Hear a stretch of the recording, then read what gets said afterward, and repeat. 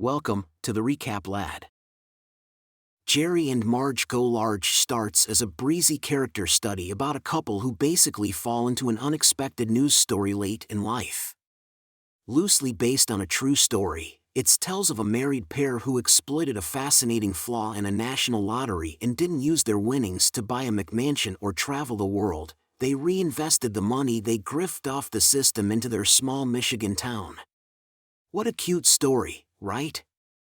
And, for a while, the overall charm of the tale and the always genuine performers who play the title characters keep the film together.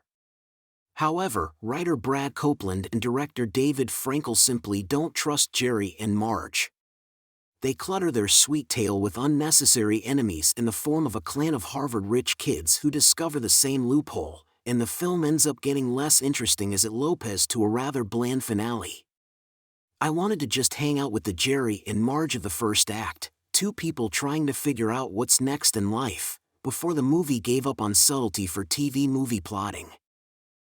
The film opens with Jerry, Bryan Cranston, being forced into retirement after 42 years on the job. His wife Marge, Annette Bening, tries to encourage Jerry to enjoy his golden years. His family, including son Ben, Jake McDorman, and daughter Dawn, Anna Camp, even gets him a boat, which he accidentally damages trying to get into the water. Jerry is a creature of precision, and his brain clicks into a new gear when he looks at the odds on a slip for a lottery called Windfall, realizing they could be in the buyer's favor under certain conditions. The simplest way to put it is that buying enough tickets would reduce the luck variable to a degree that favored the buyer every time. And so Jerry and Marge start doing exactly that, buying thousands of tickets at a time, even getting friends from their town like Jerry's accountant, Larry Wilmore, and a fella named Howard, Michael McKean, in as investors.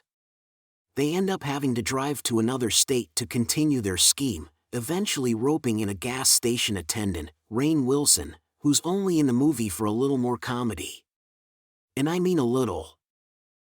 Cranston and Bening add believability to the first act of Jerry and Marge Go Large, finding truth in the setup of people forced into new life patterns. Jerry has gone to work every day for over 4 decades. What does he do now with his time? Bening has a few lovely beats as she captures a woman who wants to find new adventures with her husband and realizes that she thinks something is beginning while he's focused on what's ended. Cranston is also deeply likable, even if Frankel resorts to a few too many wacky old man routines. The problems start with the introduction of the Harvard kids who have also figured out the Windfall scheme.